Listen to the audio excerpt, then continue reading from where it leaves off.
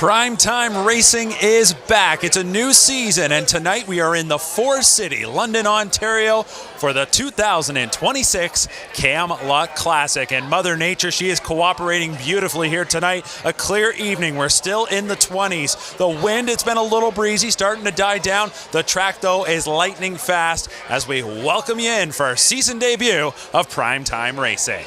Hello everybody, my name is Mark McKelvey. So happy to have us back once again for another season. Joined tonight by racing analyst Bo Ford. And Bo, a beautiful night. Like I said, Mother Nature, she certainly delivered here this evening. Yeah, it definitely did. A fantastic crowd, as you can see behind us here. The weather this week in general has been awesome here in Ontario. We're going to kick it off too with what looks like an awesome group of mares. Absolutely. We've got 3 races coming your way tonight here on PrimeTime Racing, and it's all going to kick off with the Forest City Pace. After that, we'll have a preferred trot, and then we'll get to our main event. It is the Camluck Classic. But without further ado, let's take a look at the field for the 2026 Forest City Pace. A great group of pacing mares here as you get a look at the field of 8. Plenty of talent, a deep group, a competitive contest here. We were talking before we came on the air, Bo, just about the different avenues you could go. Who's catching your eye here? Yeah, it's one of those fields you look up and down, you get, the trailing post 8, Talk Curtin. He comes from the razor sharp Dave Maneri barn, gets a guy like Jason Bartlett down to drive, $365,000 made last year, has to overcome that trailing post.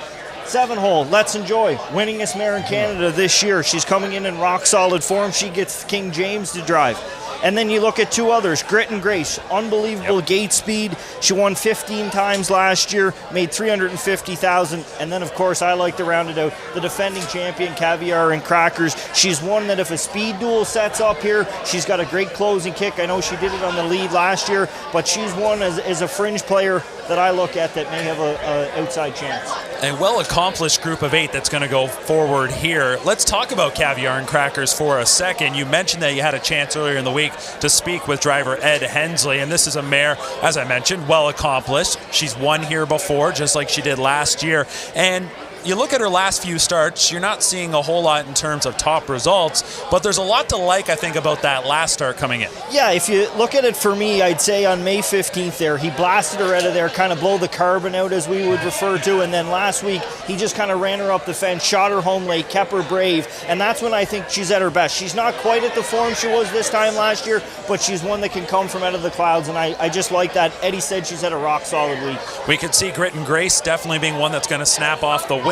I like the number 8, Talk Curdy, to me, but you mentioned about that trailing post and just how things are going to shape out for this one. Jason Bartlett, though, just a terrific 2025, and he's parlayed that into so much success already in 2026. And earlier tonight, he's already won a race here at Western Fair. So if there was a driver that's going to be able to map out that winning trip from the trailing post, I like my chances with Jason Bartlett in the 8, Talk Curdy, to me. It's going to be a fun one here. We're wasting no time. We're jumping into the action. And as always, when we're here in London, we go up to the eye in the London sky for the call, that being Shannon Sugar Doyle. Sam Filion, Caviar and Crackers, Ed Hensley, Let's Enjoy, James McDonald, back to your spot, Talk Curdy to me, Jason Bartlett into the stretch. The final edition of the Forest City Pace. We'll see it as the so much more in 2027. Here they come. They're off! Grit and Grace to take them on out of there. Let's Enjoy, stepping on the outside, was second, pushing on through though. Raptors won. Secures a pocket ride here as they bend onto the backside. Grit and Grace will be the front end speed here tonight. Second best for Raptors 1. Let's Enjoy on hold in third. Gap slightly in fourth was Perfectly She. Coming ahead of Blinded by Delight. Going third to last was Talk Curdy to me. Back markers Lady Terra. Coming ahead of Caviar and Crackers. Opening quarter matching the bullet speed tonight. 26-4. Front ending and freewheeling here. Grit and Grace for Jody. Second best, the big long shot. Raptors 1. Here comes Let's Enjoy. And James McDonald puts this mare in play with a lap to go. A toe up for Talk Curdy to me. Fifth along the inside for Perfectly Chic. The half was over there in 56 seconds flat. Bending on to the 5/8 with Grit and Grace leading. Let's Enjoy trying to come to her. Raptors 1 still up there, plugged in second. Let's Enjoy faltered a bit through that bottom turn. Third, fourth and wide. Talk Curdy to Me. Then it's Perfectly Chic. Caviar and Crackers spotted third over. Back markers are blinded by Delight and Lady Terra. Here's 3/4. 1:23 and 3 could be track record speed into the final turn with Grit and Grace still on the lead. Let's Enjoy. Raptors 1. Cullen has a ton of pace, just no space yet as they make the swing. Grit and Grace on top. Raptors 1 set to get a shot here late. Talk Curdy to Me on the wide side. Caviar and Crackers coming late. Too late though. Grit and Grace from Manitoba, and Jody has her home and cooled second best for Raptors 1. Coming on to take third, defending champion Caviar and Crackers.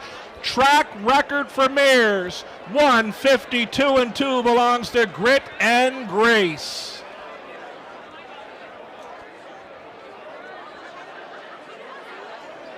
Well, we said the conditions were perfect. We mentioned the track was lightning fast, and there you have it. A track record mile of 1:52 and 2 going all the way on the front end. Grit and Grace and Jody Jamieson. And my big question here, Bo, I could tell Jody was rocking in that third quarter going 27 and 3. I just didn't know if she was going to last up front. A real gritty effort from her. Yeah, and you know what? This mare's kind of been sitting on this one. If you look through her lines, 2 back there. She was running over the top of them at Woodbine Mohawk Park to be 6th. Last week she got into a little bit of a sprint.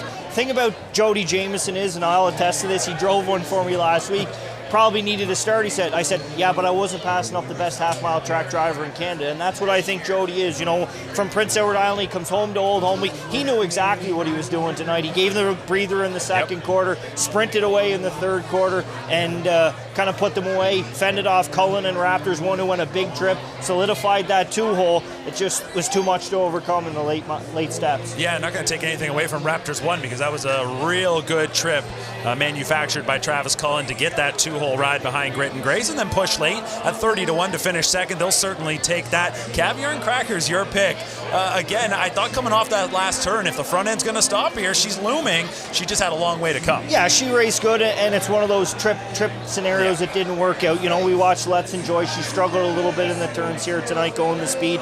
Talk Her to Me didn't really fire when Bartlett moved her. You're at the mercy of the pace when you draw 6. You get away last. I think that, if I was the connections of that one at 22-1, I'd be more than ecstatic with the way she raced tonight. So it is Grit and Grace, as Sugar Doyle mentioned, for Manitoba. Lorraine Ray, the owner-breeder of St. Claude, Manitoba. So I'm sure we got some viewers tuning in tonight across the country, no doubt about it, as we are live here on PrimeTime Racing. And as always, Jody Jamieson, he loves to interact with the fans, and we got a great crowd on hand. We've got a real nice broadcast location up on the patio here at Western Fair, and with all the fans in behind us and those crowding the rail, they're going to get a great look at this 5-year-old mare, Grit and Grace, as she delivers in the Forest City Invitational. And you might have caught it right before the race went.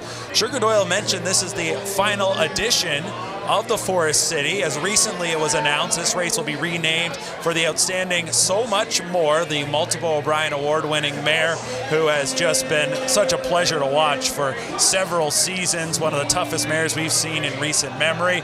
Fitting that they're going to name this race for her. I know her connections local here to the area, and last couple of weeks, I guess it was ago, she was inducted into the Western Fair Wall of Fame. So certainly very fitting this race will be renamed for her. Yeah, no question. That is a mare that started her ways in Prince Edward Island, came up here, and just worked. She started here, right? I think it might have been in the Forest, or in the City of London at the time, Classic is where she started, and then it just kept snowballing and snowballing to be who she's become. I mean, she's a household name in harness racing around Canada and North America. So to have a race named after her, it's very fitting, and, you still look at her right up to the end. She was still so game every night that she went behind the gate.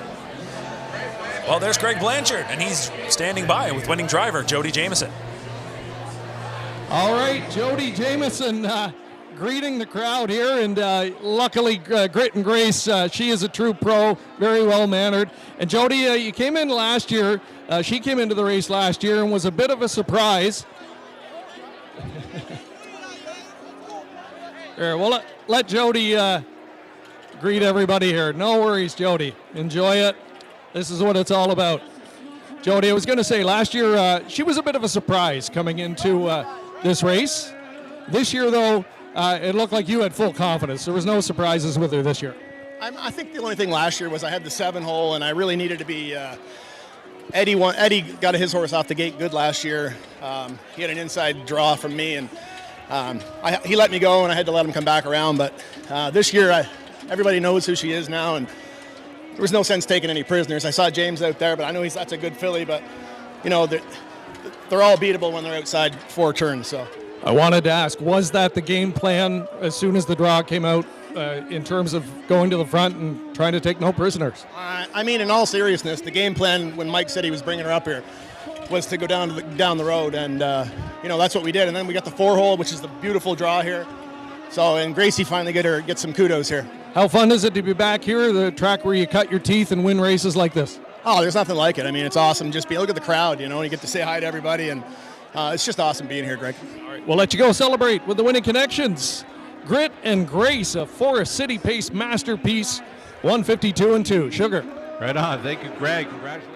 Well, thank you so much, Greg, and great to hear from Jody Jamieson. You called him the best half-mile track driver in Canada. I agree with you 100%. The accomplishments for Jody, a future Hall of Famer, and you hear about the game plan. They came here to go down the road, and I mean, sometimes it doesn't work out, but when it does like that and everything comes together for the connections, that's got to be a great thrill. Yeah, definitely. And, you know, as Greg kind of alluded to, it was a little bit of a coming out party for her here last year. No, she didn't get the job done, but since then it just kind of snowballed, and everybody knows who she is now, so she gains a little bit of respect. And Jody came with a game plan. It doesn't always work out, but when you have gate speed like her, like we talked about off the top, it makes it a lot easier to make a plan and stick to it. And, you know, Stretch does a great job with this. Mary took his time getting her back to the races after a well-deserved rest, and she was just kind of sitting on this one. And I think that if you got Stretch and talked to him, he'd say, this was a game plan all along. Have her ready for tonight. Absolutely, and she's going to deliver here. She is a popular winner, had plenty of backing. 450 to win, 270 to place, 220 to show. How about Raptors won there? We talked about the great trip she got courtesy of driver Travis Cullen. 1660 to place, 750 to show. And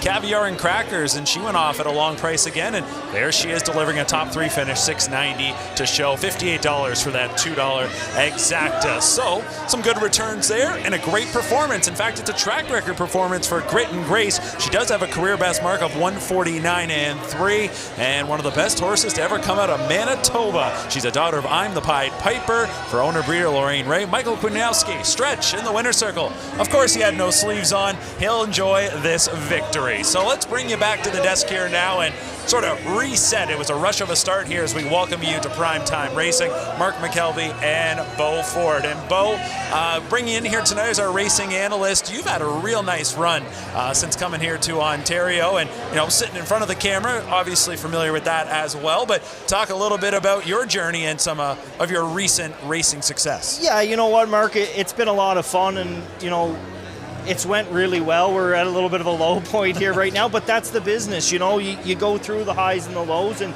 the great ones can stick it out and find a way, and the other ones, well, it's all about the horses you have, the people you surround yourself with. I've been very fortunate since I've come here, you know, to learn off of other people. That's what it's been all about, and I keep thinking back to a conversation, and it rings true on a night like tonight with Dave Maneri when I first came, and he's like, you know, I want to be with the Ron Burks and the Pierre Engblom's of the world. Well, I came here to be with the Jody Cullens and the Dave Maneris of the world, and I think early on it came easy. Now it's a little bit harder, but it's been a lot of fun. I'm really excited to be here tonight and back on the desk. This is a very familiar thing with me from back home, so it's good to switch up the routine a little bit, still be involved with the races, but on the other side of it. Well, we're very happy to have you with us here tonight. And like I said, it's a sport that has its ups and downs. And when you peak and deliver those performances you're hoping for, again, it's a big thrill. So Bo's with us here all night. We're glad that you're with us all night, as it is the 2026 Camluck Classic from the Raceway at Western Fair District.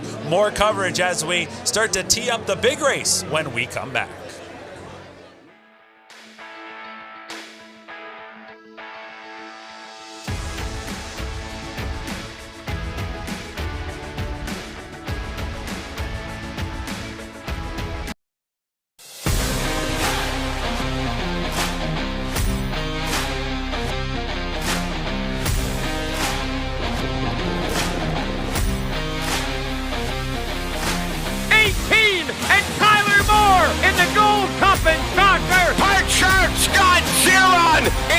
Cup and Saucer. Join us this August on Prince Edward Island for the Gold Cup and Saucer, presented by Atlantic Lottery. Visit redshores.ca for more details. The award-winning Terra Hill Stud is home to the All-Stars, including Cattle Wash, sire of the undefeated U.S. and Canadian Horse of the Year, Bojangles.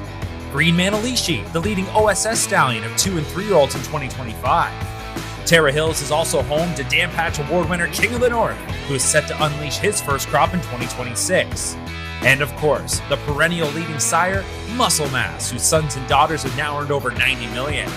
This stacked roster is only getting deeper as Terra Hills welcomes for 2026 the Iron Horse of Buckabent Hanover and the champion son of Chapter 7, Killmister. This is Terra Hills Stud, home of the All-Stars. For more, visit terrahills.com. The annual Lexington Selected Yearling Sale is the centerpiece of the Lexington experience.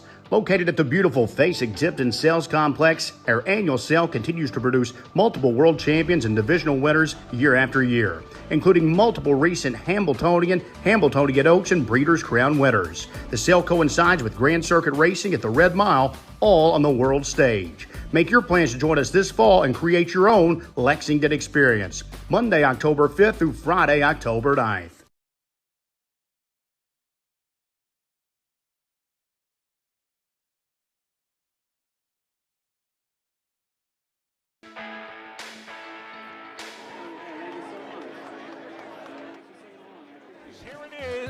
It is 1:23.3, track record speed into the final turn. Gia Surreal and so much more. They're going bridle to bridle, toe to toe, and So Frisky sticking with them. Mystifying has come from last, and she shows up in fourth with 1/8 of a mile left to go. So much more. Gia Surreal, Mystifying for an upset. So much more.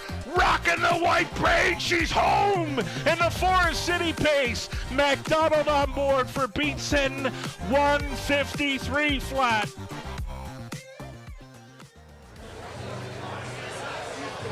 So there was a look back at So Much More, winning the Forest City Pace, and as we mentioned, she will have this race now named in her honor going forward starting next year in 2027. So the final winner of the Forest City Pace for 2026, that was Grit and Grace. But it's time now to turn our focus to the boys for this year's Camluck Classic. The purse $150,000. It's an impressive list of past winners, especially when you look since the 2000s. We're talking about names like 4-Star Shark, Ponder, Eagle Luck, foiled again, State Treasurer, and then in recent years, the likes of Jimmy Freight. Most recently, you go back to Irvin Hanover a year ago, and really talk about coming out parties. He had already had a great run up to that, but then goes on to a Breeders' Crown, to a Dan Patch and O'Brien Award winning season. So a lot of talent has come through here for the Camluck Classic, used to be known as the Molson Pace, and we take a look at the horses that will compete in this year's event.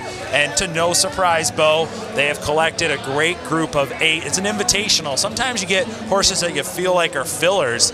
This is a great group of 8 that's going to go forward. Anybody in the world that's in harness racing would love to have one of these horses stand in their stable any day of the week. And it is a really strong field, and it's an interesting field because there's a lot of front horses that show front end speed in here. A lot of horses that like to do their work up handy, and that could set up for somebody to be able to come off the pace. You know, you talk about Irvin Hanover, his coming out party. Coming into this race last year, it was Brew Hanover that had all the talk about him for Dave Maneri, and of course he did get his nose on the line first that night, but didn't get the picture and the trophy. And it's one of those things. Can he bounce back? Can it be his re-coming out party? Because, you know, I don't think Dave, I think if you talk to Dave, he'd say, yeah, he hasn't been at the top of his game, but you look, he's first, second, first. Like in the preferred at Woodbine Mohawk Park, Calico Jack Hanover, another local horse. I said off the top, I seen him out warming up, and I said one of the things that I look for at the Gold Cup and Saucer in Charlottetown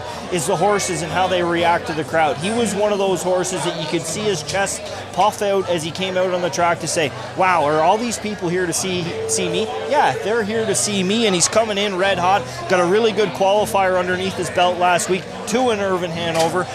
Again, trailing post 8 is tricky, but there's going to be a lot of gate speed. So there's a lot of strategic goes into this race, leading up to it for the trainers, and just as much as the drivers. That's why you see guys come into town like a Jason Bartlett, like a Dan Noble, and get these opportunities to drive in these big races because they're the strategic guys that can engineer these type of victories. As you were talking about Calico Jack Hanover, we had a look at him right in his stall, got a good look in the eye of a horse that has made over $500,000 in his racing career and proven in stakes contests on a half-mile track. It was last year that he won the Charles Juravinski Memorial, that race for 4-year-olds over at Flamborough Downs. He's been red hot this season to kick things off, and I'd be curious to know what Luke Blais' thoughts were for this horse coming into this year, because as much as we talk about the tough transition from 3 to 4, you have to think that transition from 4 to 5, especially a specimen like this, he could be poised for big things. Oh, for sure. I'm sure his hopes are strung very high on this horse. I've liked the way that he's managed him here early on. You know, he had Tyler Jones do the early work. He knew that he would take care of him, and I think that's very important. We talked about Talk Curdy to Me and Grit and Grace with the mares, how they've kind of been taken care of when they've come back. They need that, and when they're ready to go, they're ready to go. They're going to let you know. So, you know, I think that Luke's probably got this horse poised for this race. This is his kickoff party to his 5-year-old year. Have him good here tonight, and hopefully it can snowball into the rest of the summer. Well, speaking of a party, that's exactly what it is here tonight at the Raceway at Western Fair District. In total, 13 races. It all got started just before 6 p.m., and the crowd continues to file in. It's going to be a great crowd on hand by the time that we have our main event, that being the Camluck Classic. Before we can get to that, though, we have a little bonus coverage here tonight. It's a preferred trot, and we'll tee that up when we come back here on Primetime Racing.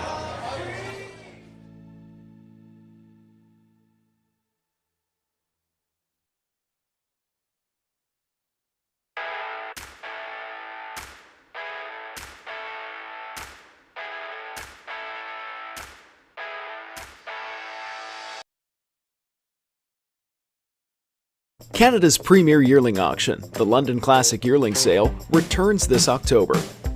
Hundreds of yearlings from Canada's top breeders and major buyers, all under one roof at the JR Expo Centre. And American buyers, remember, your dollar goes further here. From the world-renowned Ontario Sire Stakes program to the Grand Circuit, London Classic graduates compete at the sport's highest level. You can't afford to miss the London Classic Yearling Sale, October 13th and 14th. For more information, visit londonclassic.ca. Winbank Farm of Canada is home to 9 outstanding stallions, including Metro-based champion Captain's Quarters, who's new in 2026.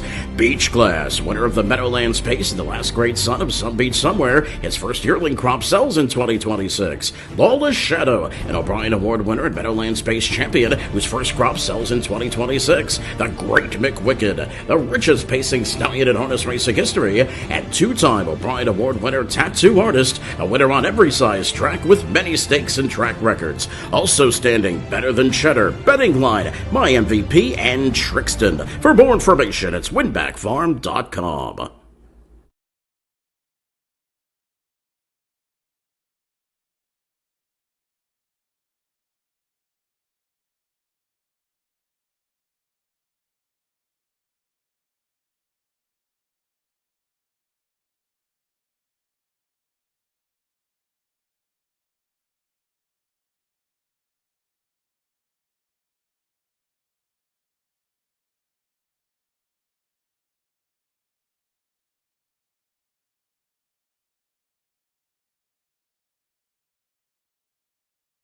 Pokes a nose in front on the last turn. 123, 27 and 4 in the third quarter. Silent Swing looking to conquer Tigerama. They turn for home in the 2008 Molson Pace, and it's Silent Swing, Grand Bend Turbo, Eagle Luck on the far outside. Eagle Luck and Grand Bend Turbo, they're hitting the wire 3 across. It's an upset for the ages as Trevor Henry and Eagle Luck have captured the Molson Pace. It was close for the place. Silent Swing and Grand Bend Turbo over 25-1 for Eagle Luck and Trevor Henry in a Molson Pace monstrous upset, 151-1. Well, there was a look back at one of the biggest upsets in the Molson Pace, now Camluck Classic. Eagle Luck, Trevor Henry, the winning driver, and he'll be sitting behind Poseidon Sealster a little bit later on in tonight's main event.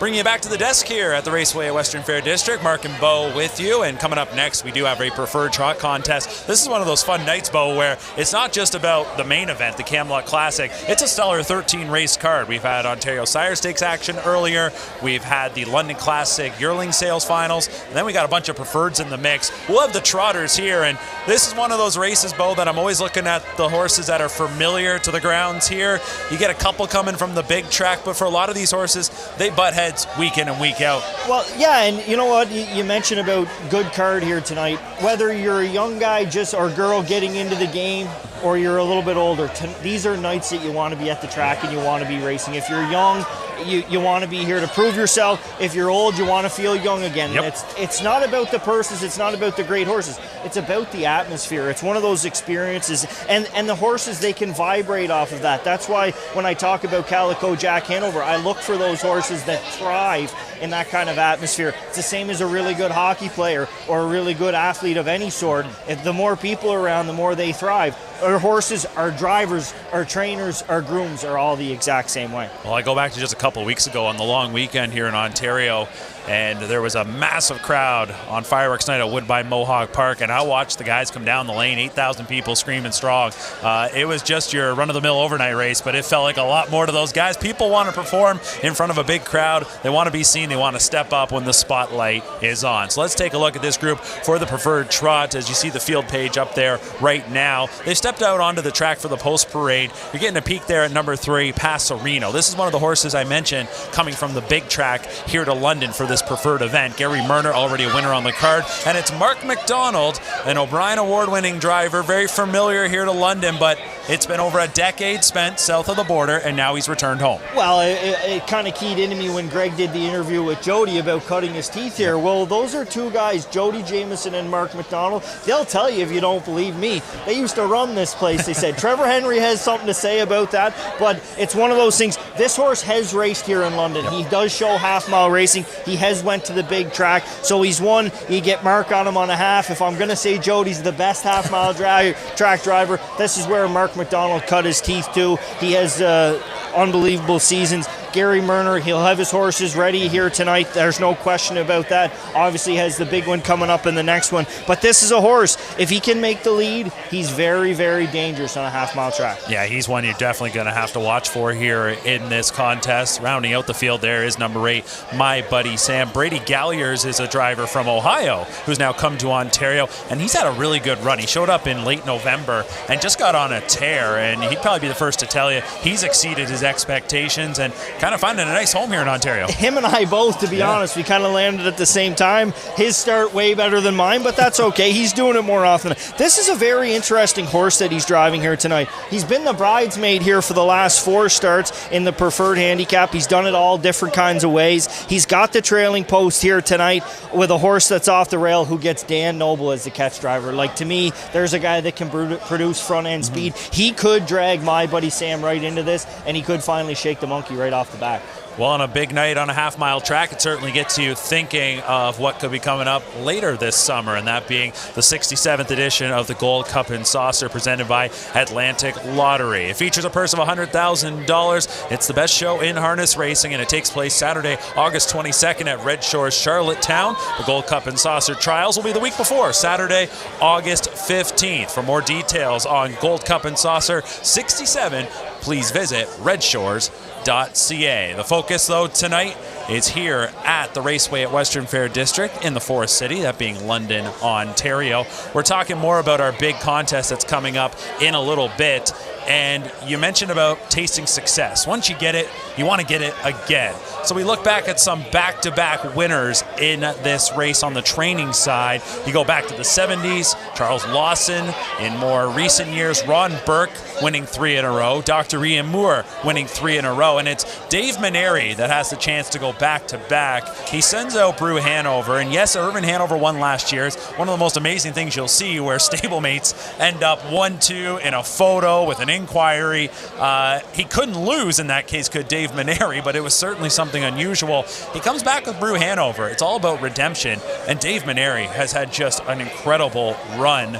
It's a tough post here tonight, but I would imagine they would be really sweet to get that redemption here. Well, yeah, and I kind of mentioned it earlier about Dave Maneri. He wants to be the Ron Burke, Pierre Engel, Dr. Ian Moore. Like, those are the people you want to be compared to. This is his opportunity to get on another selective list of individuals. He's got a horse that I think can do it. He can do it, no question. And the thing about Dave is if they're coming to the racetrack, they are ready to go. You can drive them whatever way they want, whatever way the driver wants to, and they're going to give you their best effort. And if not, there's definitely a good reason why they didn't bring their best. Well, we showed you on that graphic that it was three-peats for Doc Moore and for Ron Burke. For Doc Moore, all 3 years of a state treasurer, and he had some incredible performances in that run, including making a miscue at a start of a race, still coming back to win. For Ron Burke, it started in 2010 with Won the West. After that, it was the Iron Horse, Foiled Again, who went back-to-back, and you just saw Yannick Gingras on your screen there a moment ago. He was the regular pilot for Foiled Again, sat behind him here at London. He comes into town here tonight, and that catches my eye. The fact that for Yannick Gingras, I mean, this is a guy with some of the highest earnings in the history of the sport. And look, $150,000 is nothing to shake your head at. It's a juicy purse for this race here tonight. But he's coming in to drive one that's 6-1 morning line. And for me to see he's given up whatever his opportunities could be back home to come here tonight for that drive gives me plenty of confidence to at least give some consideration to the number 5 Donegal Luther in tonight's Camluck. Yeah, no question. I mean, there's a reason. Tomorrow night at Woodbine Mohawk Park could have been another reason, but this horse, like, he shows winning 3 legs of the Borgata, and then they go the extra distance in the final, and then in the Invitational, I think it was probably one of those prep races to be ready here tonight. In this race, Yannick is sitting behind the number 7 Marvin Hagler. A regular face here at the raceway for Mark McQuarrie. That one's going to have to overcome that outside starting spot. Right now it's even money on the number 3 Passerino. So as we talked about, a lot of people believing that this Gary Murner trainee will deliver. Let's get you up now to track announcer Shannon Sugar Doyle with the call of race number 9 from Western Fair. It is a $16,000 preferred trot. Beluga, Supersonic Hanover, Passerino, Peso Hanover's in the center, Siesta Sandman, the Great Reset, Marvin Hagler, back to your spot, My Buddy Sam, it's a field of 8 behind the gate. Preferred Trotters, sponsored by Ontario Racing, picking up speed, here they come. Off and trotting, Passerino. Mark McDonald puts them right on the lead early. Passerino cornering through the opening turn. Off stride went Jody with Peso Hanover. Peso Hanover has gone to a break, leaving Passerino a clear leader here by 3. Supersonic Hanover managing a 2-hole ride early, gapped off in third, though keeping it together. Siesta Sandman trotting from 4th is My Buddy Sam. 5th best away for the Great Reset. That coming ahead of Royal Beluga. Marvin Hagler is 7th, back down trotting, though trailing Peso Hanover. Quarter mile clocked in 28 flat. Passerino at 2-5 is the leading man. Passerino's gonna come on down in front of this Camluck Classic Night crowd. It's Passerino showing the way. Siesta Sandman now in play outside in second. Supersonic Hanover continues in the top 3. Wide in 4th, My Buddy Sam. Half was clocked in 57-1. Passerino looking very comfortable here on his front end mission, and he shoved it into another gear with less than 3/8 left to go. Passerino lets it all hang out here on the backside. Final time, Siesta Sandman is second. 3 deep on the outside for My Buddy Sam. Not keeping up along the inside. 4th was Supersonic Hanover. Out there in 5th, Royal Beluga. Here's 3/4. 155-3. We could be watching back-to-back track records in London. Passerino still leading by now 6, make it 7 expanding lengths. Mark McDonald, bring him home. It's Passerino, the son of looks like a Chippendale for trainer Gary Murner, has got it by 7, make it 8. Passerino, watch the timer, here it comes. 154-3, track record for trotters. Passerino and Mark McDonald home and cooled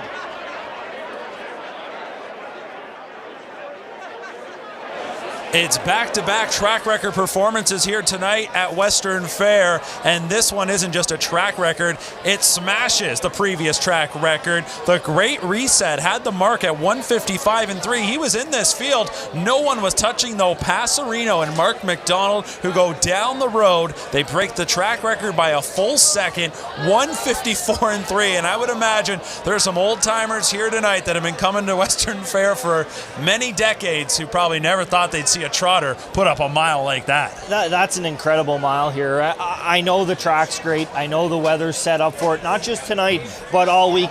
It's how effortless this horse did it. Like, you watched Grit and Grace. Jody kicked her into gear up the backstretch.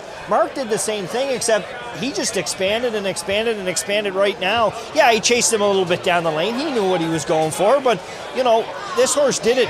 And he crushed them. And on paper, it didn't look like it was going to be that easy, and it just was. Oh, that's an incredible performance, and I'd be curious to know from Mark McDonald there, it kind of looked like he knew we could put up a big mile here, top of the stretch, a couple slaps there just to push him on. But Passerino, like you said, was doing this rather effortlessly. He is a 6-year-old gelded son who looks like a Chippendale, and Gary Murner is going to pick up another win on the card. Mark McDonald back in Ontario, and I'm sure when he was thinking about returning to Ontario, you know, you want to get some work, but you probably want to make sure you're right in the mix again on nights like these. That's what he's used to. And here he is on Camluck Classic night, coming back to some familiar grounds and steering Passerino to a track record effort. This horse now 6 wins on the season. He's having a nice campaign. He's going to go over 50,000 in seasonal earnings, and just missed his last time out at Woodbine Mohawk Park. So this horse is sharp, and we'll see if he can do something even better off of this. I'm not sure you can, but hey, they got this horse in fine form right now. Yeah, he was excellent tonight. I think if you look close, I think the earplugs might be still in him tonight. That's how easy he did it. And for Mark, it's got to be a jolt for a guy like that. He had so much time off. He comes back here to essentially home. I know Prince Edward, but home is Ontario. It's where he did all of his winning. He had all of his early success. So for him to be here tonight, I'm sure he's seen a lot of people even in the paddock and around the grounds here that are old, familiar faces. The same people that said, I don't know if it's possible for them to trot in 154.3 over this piece of dirt, but they just did. Well, I don't want to put the pressure on the older pacers when they come out in the Camluck Classic, but it's definitely on now after back-to-back track record miles here tonight in London. You've watched a couple special performances. Something tells me we got another special one coming our way in just a little bit. So the heavy favorite delivers. Passerino 280 to win. My buddy Sam, Brady Galliers, gets that one to a second place finish from the second tier, while Siesta Sandman and Tyler Borth, another driver who cut his teeth here in London, has gone on to much success, but he's been racing here throughout the season, and we'll talk more about this in a bit, but he's been winning here in London at a clip of close to 30%, so you always got to give respect to whatever he's driving here at Western Fair. So there are the results from race number 9, our final race before the big one. The Camluck Classic is our next race coming up here in London and on our season debut edition of PrimeTime Racing. We welcome you back to the desk. We're right in the thick of things here on the trackside patio. Mark McKelvey and Bo Ford. And Bo, when I think about the older pacers, I always think it's generally a very deep group and an invitational concept where you're trying to put together a quality field, one that's competitive. You just want people to be able to look at that and go, there's no slam dunk. I don't know about you, but I don't see the slam dunk here in the Camluck. No, there's horses that are coming in prime form. There's horses whose form maybe don't look as great on paper, but guess what? If that form comes back here tonight, they have more, let's just look at the old horse, Poseidon Sealster, newest millionaire among the field. He gets a trip. You're telling me he can't win? You're right, he can. We'll see what happens. It's the Camluck Classic, our next race here on PrimeTime Racing. We get you set up when we return. Passerino, 154.3, a track record in the preferred trot.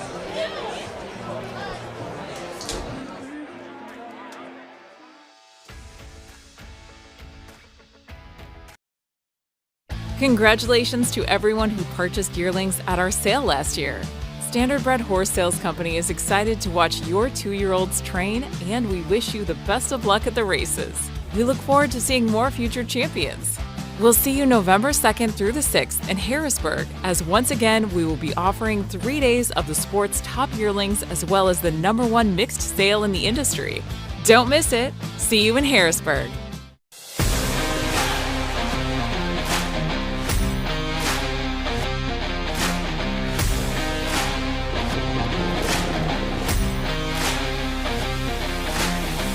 And Tyler Moore in the Gold Cup and Saucer. Hard Shark Scott Giron in the Gold Cup and Saucer. Join us this August on Prince Edward Island for the Gold Cup and Saucer, presented by Atlantic Lottery. Visit redshores.ca for more details.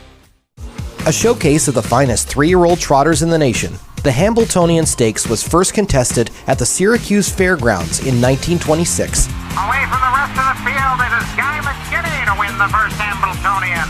Named after Risdick's Hambletonian, the father of the American trotter. In 1981, set against the backdrop of New York City, the Meadowlands Racetrack in East Rutherford, New Jersey became the latest and longest running host venue, the urban stage for the most memorable moments. And he's pouring it on. Mac Lovell has won. Here's the finish. Too close to call. Operation Hambletonian complete. It's Muscle Hill 150-1, equaling the world record. 10 horses, $1 million, and a dream to be the best.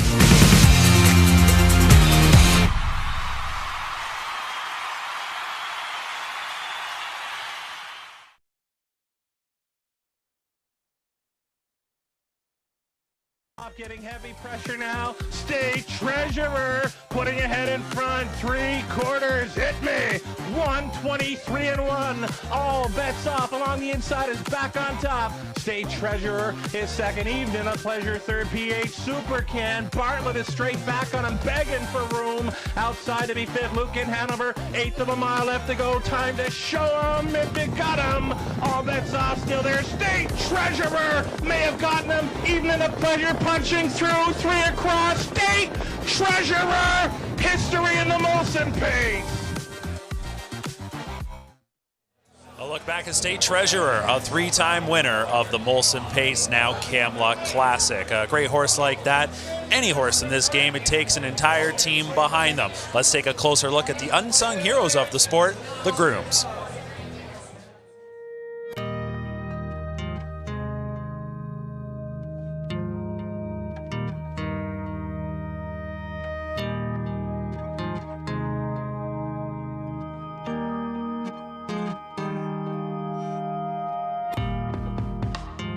Long before the crowds arrive and the gates spring open, the workday has begun.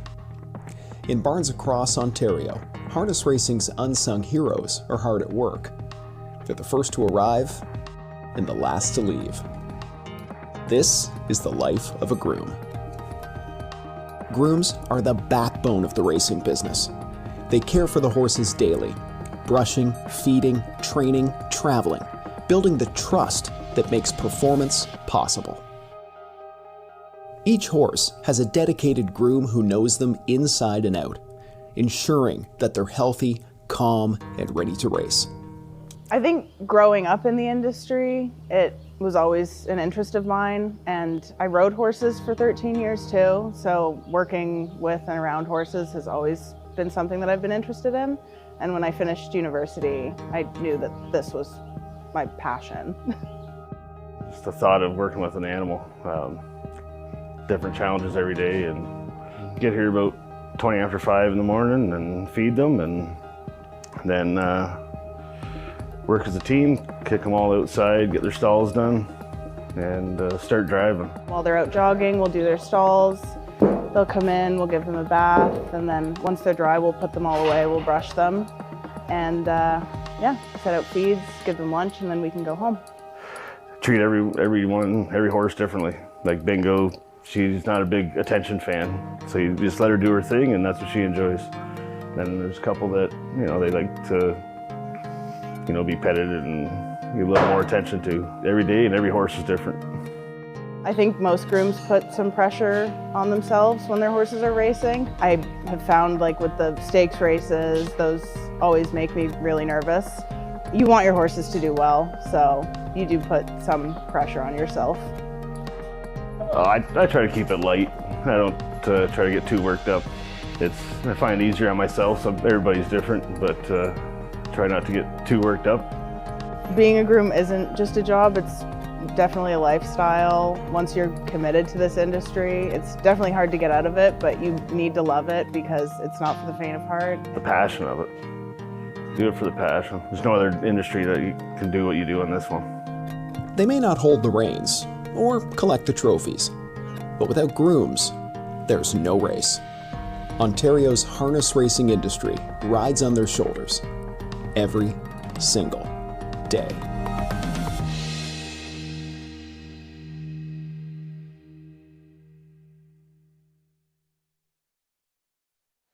Always great to show love for the grooms, Bo. You know it takes an entire village just to get one racehorse to the track. Behind every good horse, there's a good trainer, a good driver, but most importantly, it's 95% of good grooms.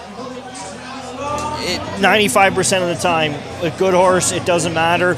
If they don't have a good groom, you're not going to get full ability. They know the horse in and out. They do an unbelievable job.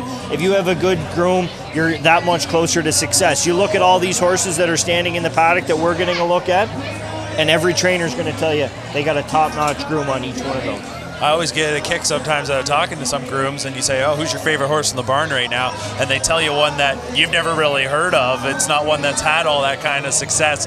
And then others will talk about horses like these, the ones that are racing at big stake events like the Camluck Classic, where they all hold a special place in their heart. We're taking a look as we go down the row at the starters for this year's Camluck Classic. It will be a field of 8, as always. Here at Western Fair, it's 7 on the gate, 1 in behind. The 8 Calico Jack Hanover from the second tier. So as you get a closer look and we take you behind the scenes, we are going to step aside, and then when we come back, it'll be time for the post parade, and we'll see the horses coming out onto the track. $150,000 is on the line for the 2026 Camluck Classic. Post time nears.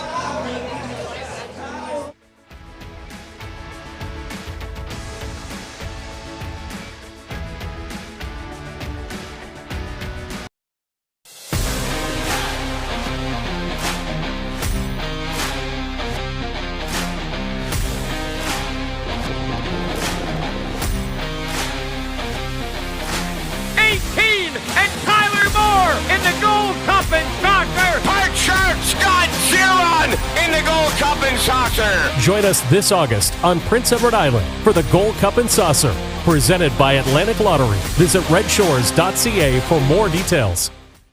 The award-winning Terra Hill Stud is home to the All-Stars, including Cattle Wash, sire of the undefeated U.S. and Canadian Horse of the Year, Bojangles. Green Manalishi, the leading OSS stallion of 2- and 3-year-olds in 2025. Terra Hills is also home to Dan Patch Award winner King of the North, who is set to unleash his first crop in 2026. And of course, the perennial leading sire, Muscle Mass, whose sons and daughters have now earned over $90 million. This stacked roster is only getting deeper as Terra Hills welcomes for 2026 the Iron Horse of Buckabent Hanover and the champion son of Chapter 7, Killmister. This is Terra Hills Stud, home of the All-Stars. For more, visit terrahills.com. The annual Lexington Selected Yearling Sale is the centerpiece of the Lexington experience. Located at the beautiful Face Exhibit Sales Complex, our annual sale continues to produce multiple world champions and divisional winners year after year, including multiple recent Hambletonian Oaks, and Breeders' Crown winners. The sale coincides with Grand Circuit Racing at the Red Mile, all on the world stage. Make your plans to join us this fall and create your own Lexington experience. Monday, October 5th through Friday, October 9th.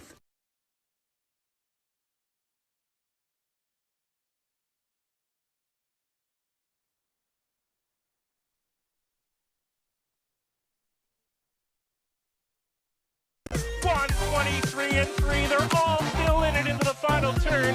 Bit of a legend still there. Evening of Pleasure at 13-1, getting a dream journey. Sunfire, Blue Chip shaking late. Loose for McDonald here as they make the swing.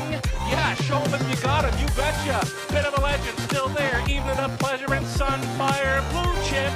Bit of a legend comes home to win the Molson Pace. Strapped in for Trenton, second best. Evening of Pleasure, then Sunfire, Blue Chip, Rockin' Ron, Rockin' in Heaven, Clear Vision, Fool Me Once, Night Pro 151. Another trip down memory lane, and it is almost time to make some more memories in the rich history of the Camluck Classic. The call to the post just happened. The horses are starting to step out onto the track for the 2026 edition, and with that, we will meet the field. And kicking things off will be an Ohio Invader. You talk about success on half-mile tracks. Dan Noble, he just wins races. He's been setting records as of late, winning races at Northfield Park. In fact, he won 11 races in one card, pretty much unheard of, actually tied a North America record. And that's where we start with number 1, Helium. He is a 7-year-old gelding. James Morris and Dennis Owens are the owners. Christy Noble trains, Dan Noble drives. This horse is putting together a big-time season. 7 wins and 12 starts. 2 seconds, 2 thirds in the mix. Mark a 50-2 over a half-mile track at Northfield. And last year, he put up one of the fastest miles of all time, 1:46.4. Here's a look now at Poseidon Sealster, one of the war horses in our game. Trevor Henry for trainer Don Lindsay. Yeah, this is a horse. He just went over $1 million. He was at home last year for the Gold Cup and Saucer. Had the dreaded 8-hole. He went one monster mile that day. He's just got so much backlash. I know it probably killed driver Bob McClure to book off of this horse. He says he's one of his favorites. That tells me that he's 2 fingers. He's so easy to drive. That puts the ball in Trevor's court. He can drive this horse whatever way the race unfolds in front of him. And we know Trevor, he knows this track just as well as anybody. And this horse is known for a good bounce-back performance. Last time out, he finished 8th, beat 12 lengths at Woodbine Mohawk Park. But certainly with his resume and what he's shown now into his age 9 campaign, you never rule him out. Here's number 3, Lou Hill. Jason Bartlett was the top earning driver in North America last year, winning a Dan Patch Award as the U.S. Driver of the Year.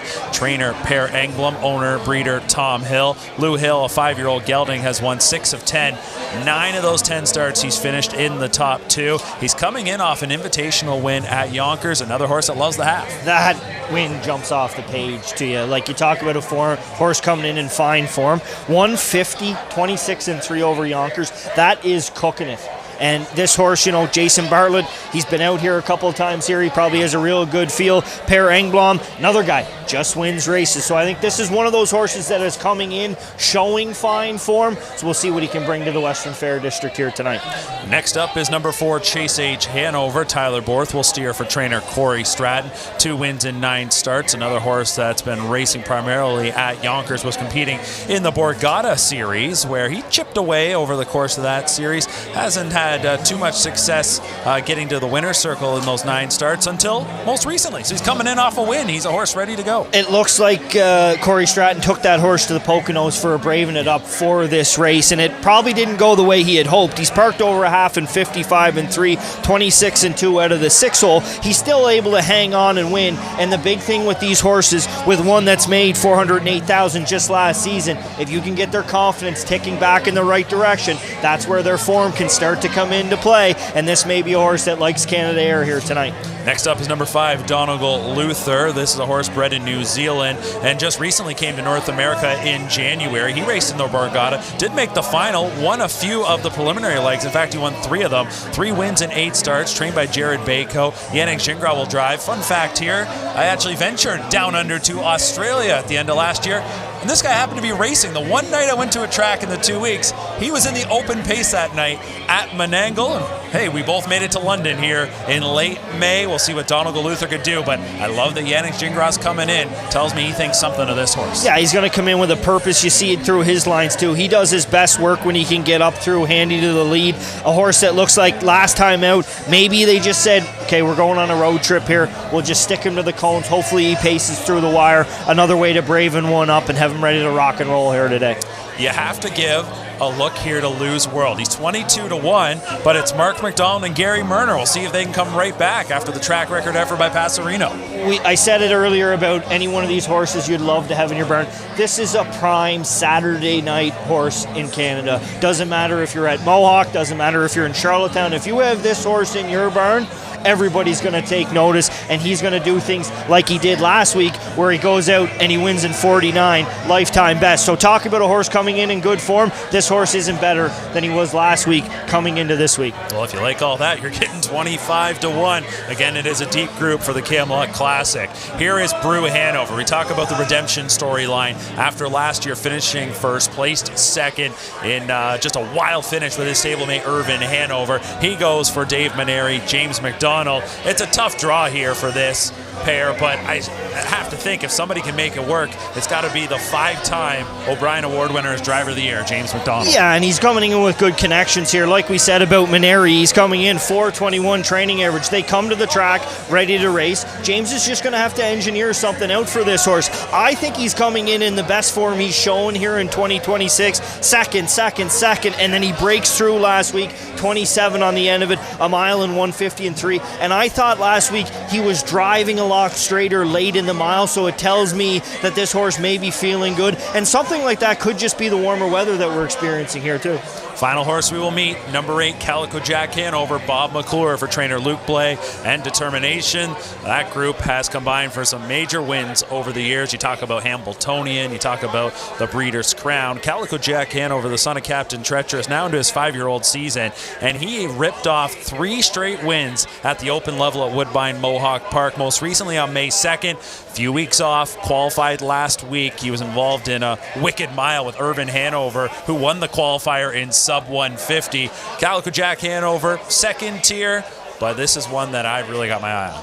Yeah, and PrimeTime racing, PrimeTime Bob. He shines in moments like these. He's another guy, just like James. He is going to have to work this horse out some sort of a trip. The horse shows good half-mile racing. He looked like he was in good form when he was warming up. Comes in off a qualifier, win assisted that day, but still, he just let him pace down by the wire. I don't think he asked him a bit in 25 and 4. Like, that's just incredible. So I think the job here for this horse is in Bob's hands to try and work him out a trip that can get him there. It was a little curious to me that we didn't see Calico Jack Hanover back into race since May 2nd, so it makes you wonder if maybe something was up, but the qualifier says should be all systems ready to go here this evening. There's a look at the field for the 2026 Camluck Classic, a look at number 2, Poseidon Sealster, a horse you mentioned that ventured to the island to PEI to race in the Gold Cup and Saucer, and again, want to give a shout out to our friends at the Gold Cup and Saucer and hope that you make your plans to join them for the 67th edition on Saturday, August 22nd at Red Shores, Charlottetown. For more details on Gold Cup and Saucer 67, visit redshores.ca. Taking a look right now at the betting board, the 4-5 favorite is the number 3, Lou Hill. I'm maybe slightly surprised that he's that low. I thought we might see a race here where there would probably be co-favorites, but it's that mile most recently at Yonkers that you talk about, Bo, where he goes 150 and just crushes what, those are good horses. Maybe you could say this is a bit of a deeper group here tonight, but that's still a good group in that invitation at Yonkers. Well, I think the other thing that sticks out for me about the rail horse Helium, it is a bit of a stale date, like May 10th, at least with Calico Jack. He has that qualifier. Not going to question the ability of Christy and Dan Noble here. Like, they obviously have this horse ready to go. But as a punter, you may lean on a little bit of lenient side where a horse like Lou Hill comes in on a date like May 18th in 150 over Yonkers. I think that could be something that may be playing into this. Just the most recent date on Helium. It looks a little stale on paper, but I'm sure he's ready to go. Helium, in his victories as of late, back-to-back wins at Northfield in their Open. The runner-up was Hullabaloo, a past winner of the Camluck Classic. In fact, Hullabaloo and Louis Wall won it back in 2024 in a time of 151-1. So, familiar foe there, or at least one that we are familiar with here in London. So, Helium is your rail starter. And when I look at the Camluck Classic, I always look to see who's going to be blasting. He hasn't been on the lead right away in his most recent trips at Northfield, but I wonder if you're Dan Noble, are you switching it up a bit here tonight? I think the post position probably played a big part into that. You get 7, 7, 8. Last time he drew the rail, he's there 26 and 4. I think he's grinded his way there. Like that trip last time out, that's a big mile where he's on the outside for a lot of it, and maybe that's why they said, okay, he went a big one, we'll give him a little little bit of a day, but you get the rail on a half-mile track, you best use it to the best of your ability to try and take advantage of it going in through the first turn. Who else do you see maybe mixing it up here? I think Lou Hill has to blast off of the gate. I'm very interested to see what James's take is here from the 7-hole. We watched him blast Let's Enjoy earlier off the gate. It may not have worked out. The thing about this race, everybody's going. You put 150 on the line, everybody's taking a shot at somewhere in the mile. You know, you look back to other half-mile races, sometimes the worst spot you can get to is to the rail. Just kind of float, stay to the outside. Hopefully the trip works out. Hope your horse is good enough. But I do see 1-3 blasting for sure. I think Trevor's got to try and hold position and just see where Bob is as they go through that first turn. Yeah, that'll be interesting to see where Calico Jack Hanover and Bob McClure end up, if they can sort of stick to Helium kicking out of there and get themselves into the upper mix, at least into the top half of this group. Then the question will be, like you said, do you have some rivals parked outside? Is there just some that sit out there? And what kind of lane might Bob McClure be able to find? He might have to do some stick handling and maybe do a little praying, hoping for something to open up. Yeah, there's no question about it. I mean, this is going to be a great race. Obviously, it's the big showcase here, so everybody involved is here for this one right here. All right, so the gate is open, the car in motion, and the field of 8 is moving up and taking their positions. It's always one of the most entertaining races each and every year. It's our season debut of Primetime Racing. We're kicking things off with a Camluck Classic. Enjoy. Here's Sugar Doyle with the call. Sealster, Trevor Henry, Lou Hill, Jason Bartlett, Chase H. Hanover's in the center with Tyler Borth, Donegal Luther, Yannick Gingras, Lou's World, Mark McDonald, Brew Hanover, James McDonald, treading spot Calico Jack Hanover, and Bob McClure. It's the $150,000 Camluck Classic presented by Sealster Farms. They're off, it's on. Lou Hill all up on the outside looking for the lead. Protecting his inside lane is Helium. Helium and Noble has a take no prisoners approach early. Helium takes control as they straighten up for the backside run. Pocketing up in second was Lou Hill. Traveling third, the veteran Poseidon Sealster. Away in the 4th spot, we've got Donegal Luther. Then it's Chase H. Hanover. Going up a third to last was Calico Jack Hanover. Back markers, Lou's World, Brew Hanover. Opening quarter, the bullet tonight, 26-3 for a fired up Helium for Noble. At 4-1, just coasting now at 3/8 completion, unchallenged. No takers here just yet for Helium, showing the way up to the halftime station. It's Lou Hill in second. There goes Donegal Luther, activated from 4th. He's now battling on for the deuce against Lou Hill, following up a halftime of 54-4. Helium driving on. Helium for Noble. Now to deal with Donegal Luther attacking first up. Lou Hill is in the pocket third. Poseidon Sealster not far off in 4th. 5th and wide. Calico Jack Hanover. Then it's back to Lou's World along the inside. Chase H. Hanover. Nothing yet from Brew Hanover. Over 3/4. 122-4. Helium chased up into the final turn. Donegal Luther at his wheel and challenging Lou Hill, all dressed up with no place to go in third. Calico Jack Hanover switching 3 wide for this drive home into the stretch. They turn and burn. Helium on the inside. Here comes the pocket rocket, launched up late by Bartlett. Lou Hill, Lou Hill, Lou Hill on the outside wins the Camluck Classic. Helium second, Calico Jack Hanover third, maybe Poseidon Sealster fourth. Brew Hanover was coming late. 151-2. Lou Hill, Bartlett on board for Englom and Hill. The 2026 Camluck Classic goes to Lou Hill and Jason Bartlett. They blasted out of there. It was quite the sprint into that first turn with Helium. Helium from post 1, though, gets the top. Pocketing up was Jason Bartlett with Lou Hill. The question was just going to be, Bo, would he get out? Yeah, it goes back to the race from last year, almost a carbon copy till midway through the last turn, and you could see where Bartlett was going to get that seam, be able to get his horse to the outside. Once he got him out off the wheel and he kicked those earplugs, did this horse ever pace forward? And, you know, he's motionless here at the wire. The horse in the lead, he did a lot of work. He had to fight off, and it's a big quarter. I know it's 26-3. That first 8th, man, they were smoking. Those wheels would have been spinning in that first turn. I was watching some of the other horses in behind to see where they were, and they were pretty spread out. You look at a horse like Poseidon Sealster, there was no way he could shut out Lou Hill from getting that pocket spot because he couldn't keep up to Helium, who was just absolutely flying to get control. And as we saw the race unfold, Donegal Luther opts to come first up. Calico Jack Hanover and Bob McClure, who I thought would try and follow as close as possible to Helium, end up third from last, but then get a second over trip. They get a third place finish, but there was no doubt who the best horse here was tonight. It was Lou Hill. Yeah, and it kind of read that way on form, on paper, maybe not over a full term. Maybe it's his coming out party. Maybe he goes from last week, snowballs it into this week, and who knows what things can come here in the future for this horse. But, on paper, 50 over Yonkers, he kind of stood out as his form was the best, and he was the best horse here again tonight. Jason Bartlett guides Lou Hill to victory in the Camluck Classic, and Greg Blanchard is standing by. Don't seem to work out any better than that, do they? No, it's not really where I wanted to be. I wanted to cut the mile with him, but sometimes just things don't go your way, and but he's very versatile. I was just hoping, to be able to get out. He's really good off a helmet too, so he's just a really good horse.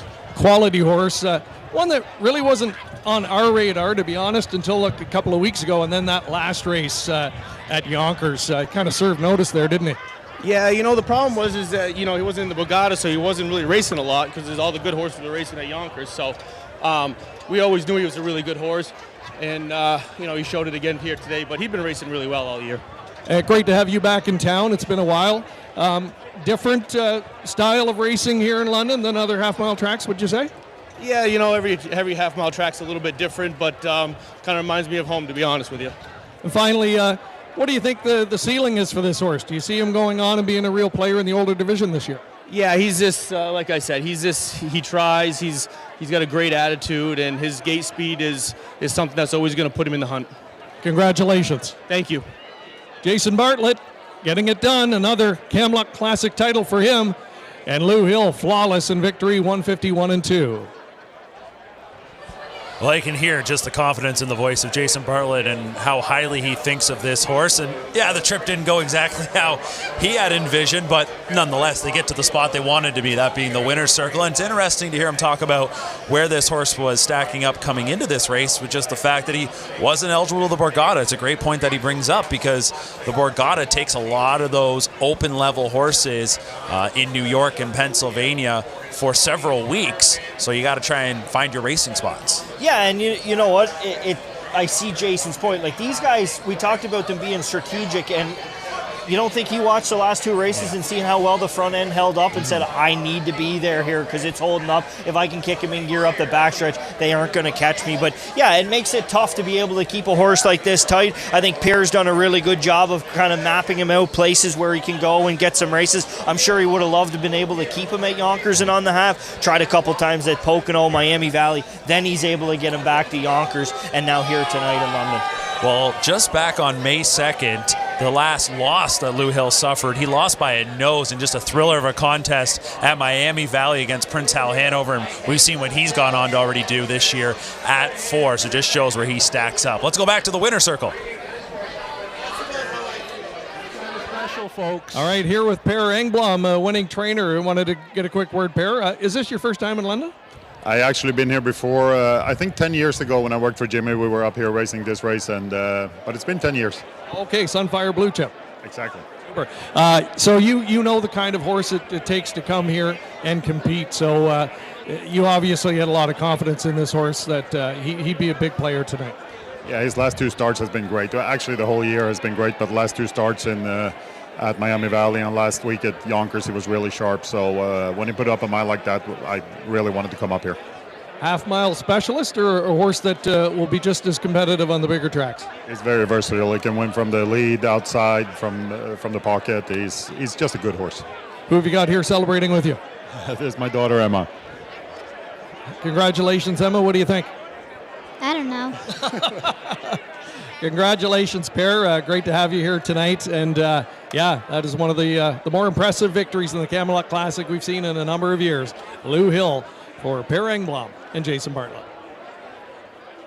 You know what, Emma? I don't know a whole lot either, but I know that Lou Hill was awesome here tonight. 250, 210, 210. I guess I also know the public was all over this guy. Well, I think if he had asked Pierre that question, he might have said, how are you feeling? He might have said, I don't know yet. You know, it's a pretty big thrill to add this to your resume. He's kind of come and made a name for himself here, and picking up these races only make you that much more hungrier, the key to success. Well, I'll be really curious to see where Lou Hill goes from this, and if we can see him knocking heads in these Grand Circuit and graded stakes races throughout the course of the season, because it sounds like it doesn't just have to be sticking to a half for this guy. As Lou Hill wins the 2026 Camluck Classic. It's a mile tonight of 1:50, 1 2. So there goes our streak of track record miles, but it's one of those races when you're locked in second and you're just looking for room. It's kind of out of your hands how fast you're going to go. Yeah, and you know what? I feel like sitting out here, the weather has shifted a little bit in the last, since the trot race went to the big boys went. I feel like it's gotten a little bit cooler. Maybe the wind's coming from just a touch of another direction. It can make the biggest difference.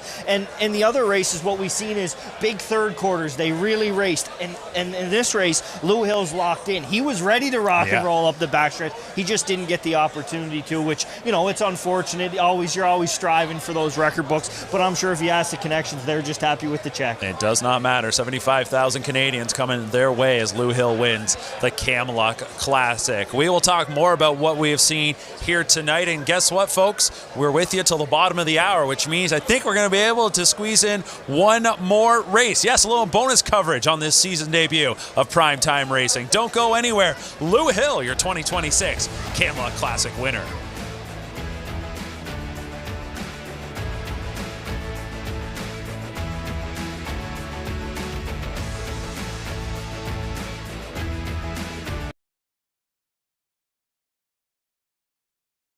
Canada's premier yearling auction, the London Classic Yearling Sale, returns this October. Hundreds of yearlings from Canada's top breeders and major buyers, all under one roof at the JR Expo Centre.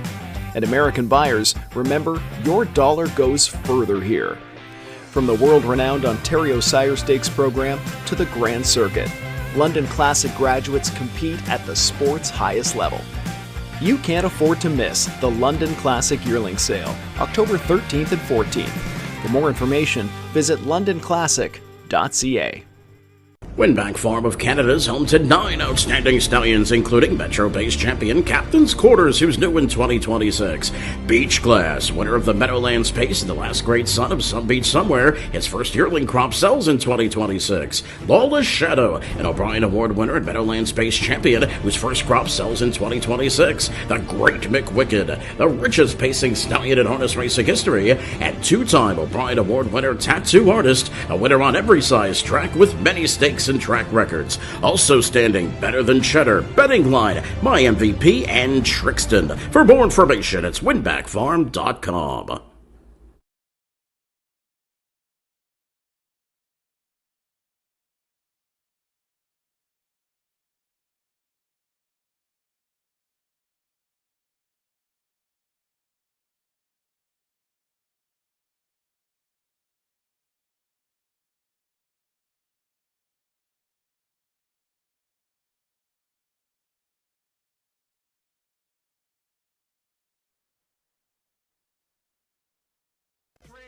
Hullabaloo is still on top.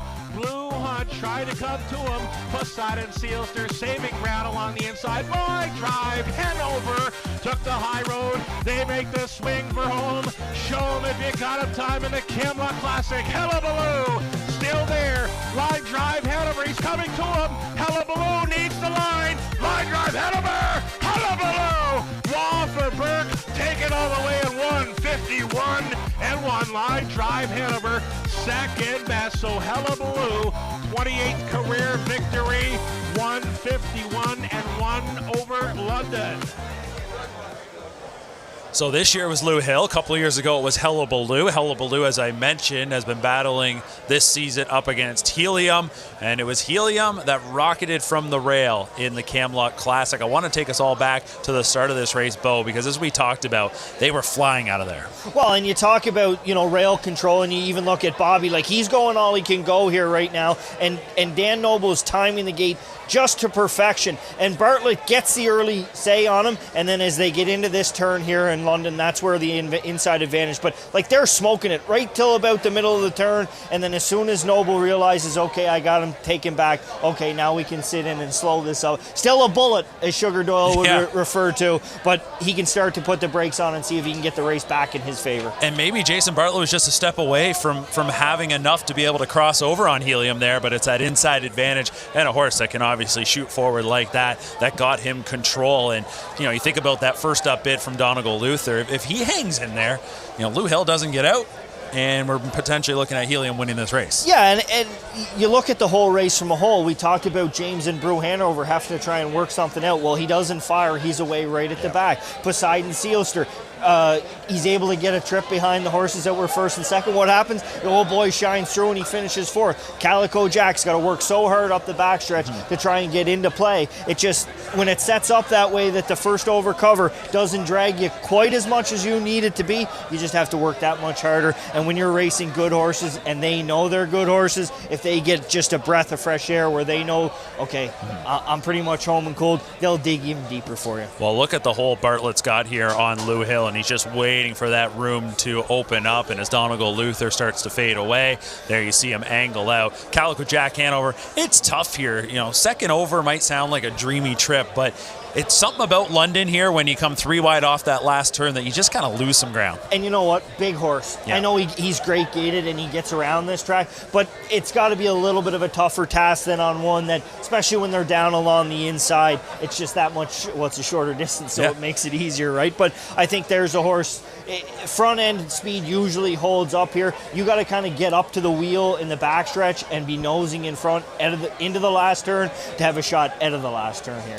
So that was a look back at the Camluck Classic, which we saw just moments ago.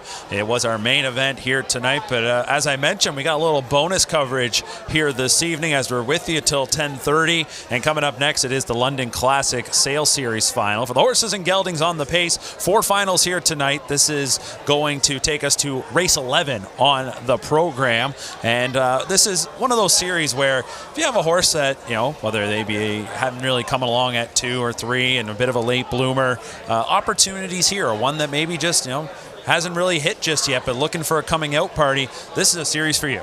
Yeah, this is Skip the Honey series here right now. He's the lone 4-year-old in the field. He's been absolutely dominant since he qualified here. I mean, he win by 8. There was a little bit of confusion in that race where they got hooked up in behind him. But even last week, like he uses different tactics. He wins by a length and 3/4. Rooney has him shut down at the wire. For me, it's his race to lose here tonight. There's a couple of them that can give him a shot. The one horse being Twin B Bet on it. I thought this horse raced really good. He bounced back after the week before. I think he was going to be second to him the week before.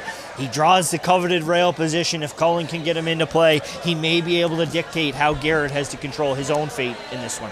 $40,000 is the purse here. So again, this is a nice series if you got one that fits and you take an opportunity to come over to the half mile over for some of the locals. This is something that they're always aiming for, but you will see horses too that have been trying it out on the big track and it just hasn't really developed for them yet, where they'll slide over and take a crack at this. So it is to be a field of 8 for this final in the London Classic Sale Series. Of course, named for the London Classic Yearling Sale that happens every October right across the road at the Western Fair Agriplex. So, as Bo pointed out, this one looks like number 6, Skip the Honey's race to win. But, as we know, they got to race it. They're heading out onto the track, and when we come back, bonus coverage here tonight on Primetime Racing.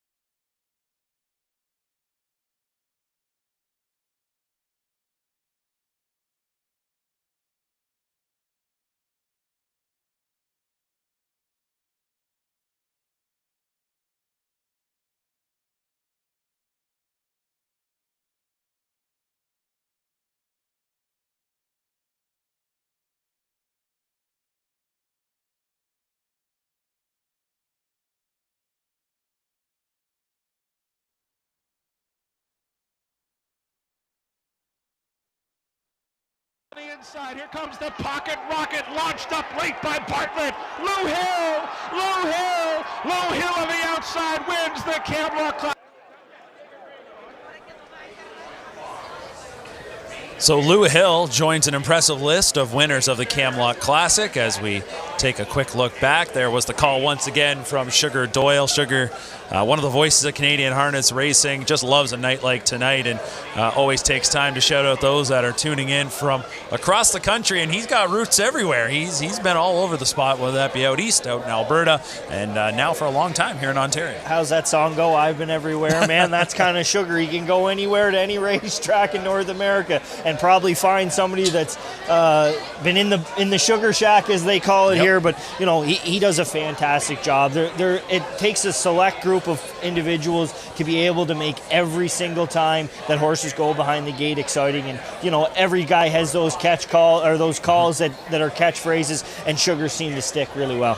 Well, I'll say this. When you think about it, the racing season here in London starts generally very end of September, first week of October, around there, and then runs through until tonight. And then they're down for the summer. So there's a lot of nasty nights through the winter, and I know, hey, up in the announcer's booth, it's pretty cozy and warm, but dragging yourself there night in and night out, you're dreaming about nights like tonight. Exactly. Yeah, you know, you get up there in the middle of January, you tell me how much fun it is, but he loves it. It's the same as any driver, trainer, groom that has success in this business. They love what they do, they love the animals, and they love the show that they're able to put on.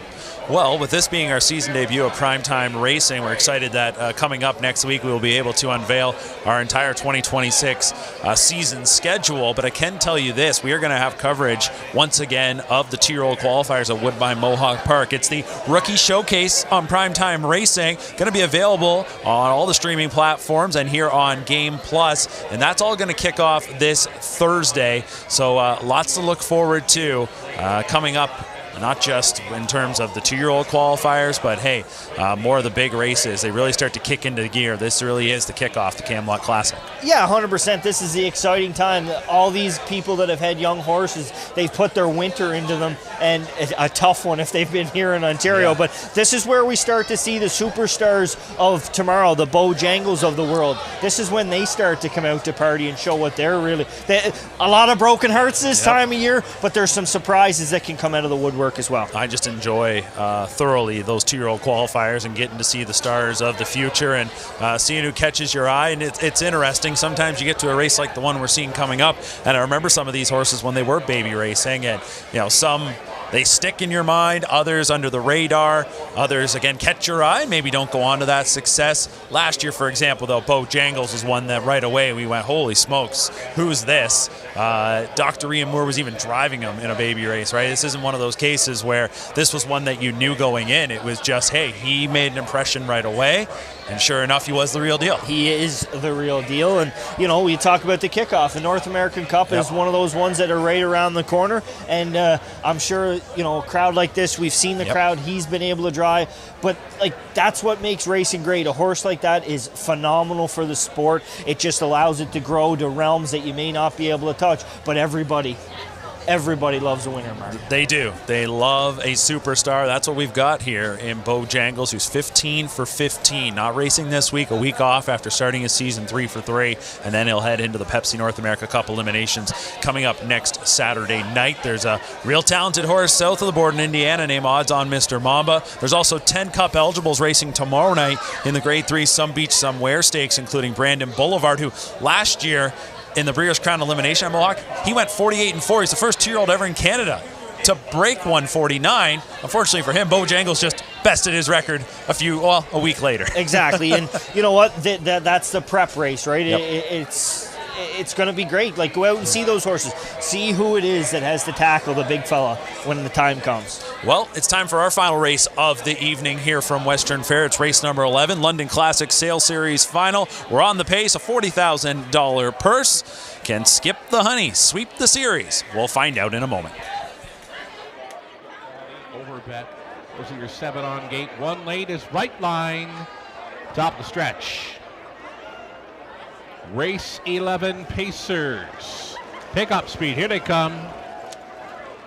Off and pacing, French Bulldog and Skip the Honey. Twin B bet on it. Those three motoring into the opening turn. Likely the quickest opening eighth on the night. Twin B bet on it for Cullen. Skip the Honey, not waiting. Skip the Honey challenging, and it's these two together battling onto the backside and up to the quarter mile. Twin B bet on it, turning away the heavy 1-5 choice early. Here's Twin B bet on it for Travis Cullen. 27-3 for the opening quarter mile clocking. And finding pylons in second there was Skip the Honey. Traveling in third, we've got French Bulldog. Right lining at a fourth. There goes Right Line. Named appropriately tonight. He's marching tonight for James McDonald. A toe up for Sobel. Ambush now in play from fifth. Traveling wide now at a sixth. There goes Overbet for McDonnell. The back markers stumble and stagger. Had a issue at the gate, and outside of that travels J.M. Mazingen over the half, 57-4, and it's Twin B bet on it, still leading. Challenged on the outside now. It's the first up challenge by Right Line for McDonald. Gapping slightly in the pocket. Skip the Honey out there in fourth. Sobel Ambush in the top five. Overbet buried along the inside. French Bulldog up and by 3/4. And it's Twin B bet on it. There goes Sobel Ambush. Ambushing the field indeed at 3/4, 126-3. This is a 35-1 long shot for Austin Sorey, now leading. Twin B bet on it. Here comes Garrett Rooney on his horse. This is Skip the Honey now in play. He's found room late, and he's coming up against a Sobel Ambush in the final stretch here. Skip the Honey. He's a homebred prince of Greg Drew, and now he's a London Classic Sale Series champion. He wins it. Twin B bet on it. Appeared to be second. Then the Sobel Ambush was there with Overbet. 155-4. Skip the Honey finds a way once again to remain perfect in 2026.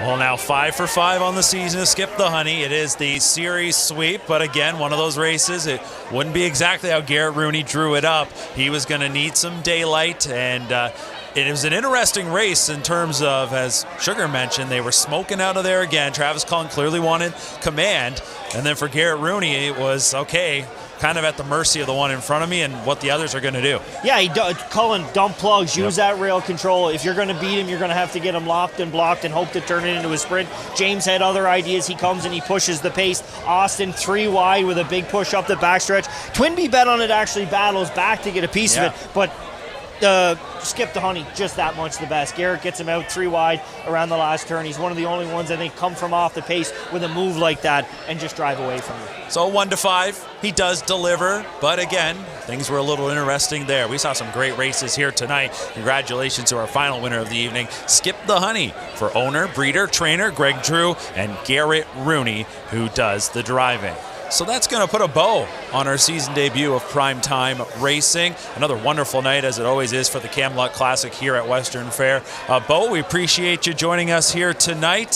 Hopefully enjoyed being on the desk with us, and any final thoughts on what we witnessed here? No, just these are what nights in harness racing, they're the key signature nights. It's what it's all about. It's the atmosphere behind us. It's the horses coming out to play. There's a great shot of a horse that came out to play.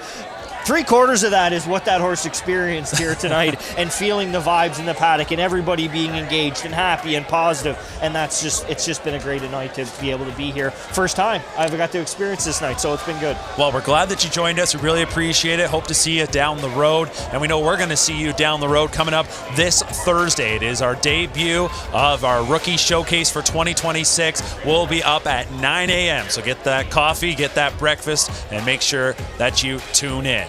But our season is underway, and it started with a bang. Lou Hill, Jason Bartlett for trainer Per Engblom add their name to the past winners of the Camluck Classic. They take the 2026 edition. Thanks so much for joining us. We'll see you coming up on Thursday for the Rookie Showcase. You've been watching Prime Time Racing.